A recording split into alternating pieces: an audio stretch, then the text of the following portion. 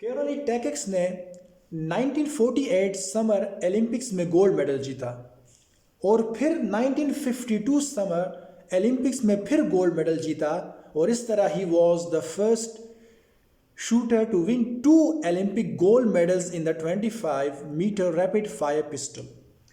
2 gold medal लगातार जीतने के बाद वो अपना शूटिंग करियर यहाँ पर ख़त्म कर सकते थे।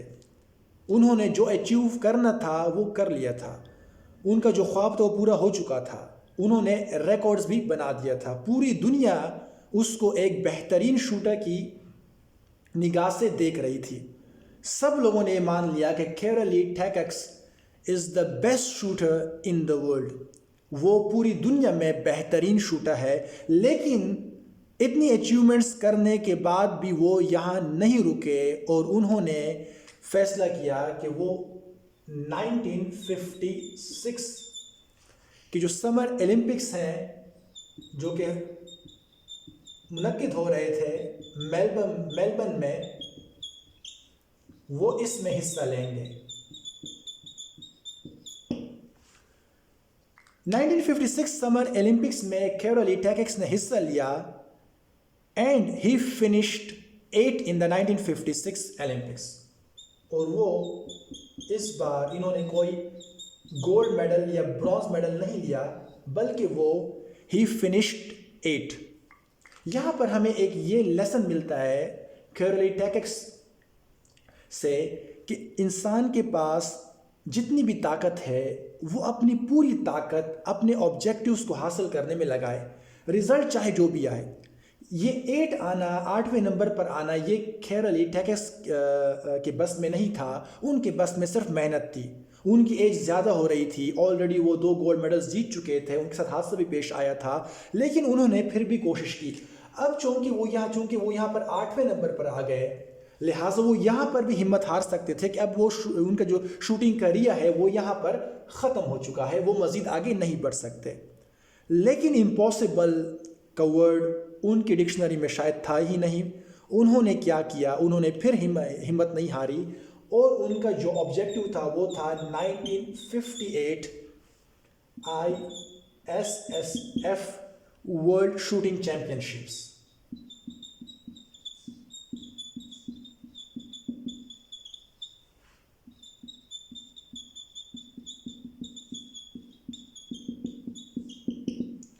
इनका जो टारगेट था वो ISSF वर्ल्ड शूटिंग चैम्पियनशिप्स था। इसके लिए उन्होंने काफ़ी मेहनत की, 8वें नंबर पर आए, हिम्मत नहीं हारी बल्कि इसके लिए मेहनत की और यहाँ पर इन्होंने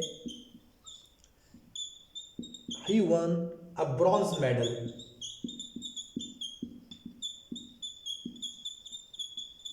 इन्होंने ब्रॉन्ज मेडल जीता इन 25-meter सेंटर फायर पिस्टल।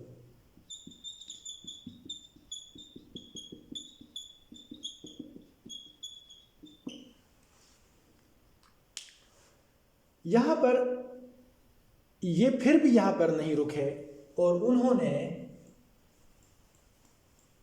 अपने रिटायरमेंट के बाद क्या किया, he continued to work as a coach in Hungary after retirement.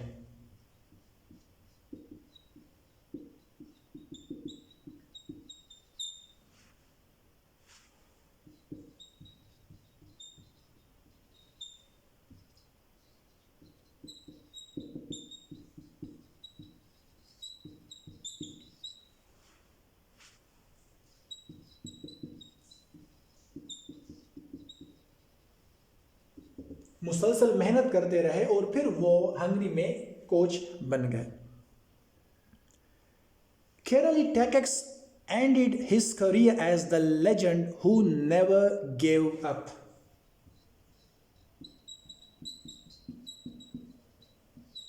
इनके पास ये वर्ड जो है, ये अल्फाज इन पे बिल्कुल मुनासिब आते हैं कि जिन्होंने कभी भी हिम्मत नहीं हारी, क्योंकि सबसे पहली बार 1936 में उनको खेलने की इजाज़त ही नहीं दी गई। फिर 1938 में उनके साथ हादसा पेश आया और उनका राइट हैंड बैडली इंजर्ड हो गया। उसके बाद उन्होंने हिम्मत नहीं हारी। 1939 में वो Hungarian national pistol shooting champion बने। फिर 1940 में ओलंपिक्स गेम कैंसिल हो गए, 1944 में फिर कैंसिल हो गए, और फिर उन्होंने 1948 में गोल्ड मेडल जीता, फिर 1952 में गोल्ड मेडल जीता, फिर 1956 में तीसरी बार ओलंपिक्स में हिस्सा लिया और 8वें नंबर पर आए, फिर भी वो हिम्मत नहीं हारी, उन्होंने फिर ब्रॉन्ज मेडल जीता 1958 में। जब 1958 में के बाद उन्होंने फिर इसी फील्ड में कोच के फ़राइज़ सर अंजाम दिए हंगरी में, और वाकई इनकी तमाम बातों से इनकी स्टोरी पढ़ने से, इनकी लाइफ को स्टडी करने से हमें सबक मिलता है कि he was a man who never give up. इसके अलावा he also one several Hungarian national shooting championships.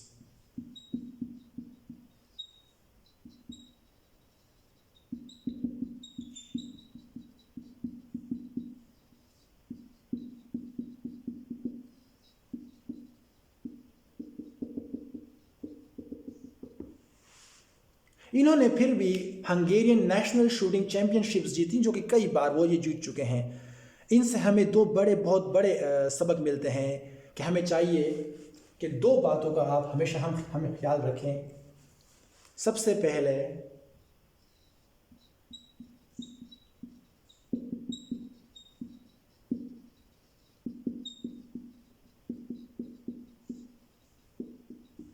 Try with what ever you have. आपके पास जो भी है, जो भी फैसिलिटीज़ हैं, जो भी ताकत है, जो भी आपकी स्ट्रेंथ है, आप उसके साथ मेहनत करें, कोशिश करें। और दूसरा, your body does what your mind believes।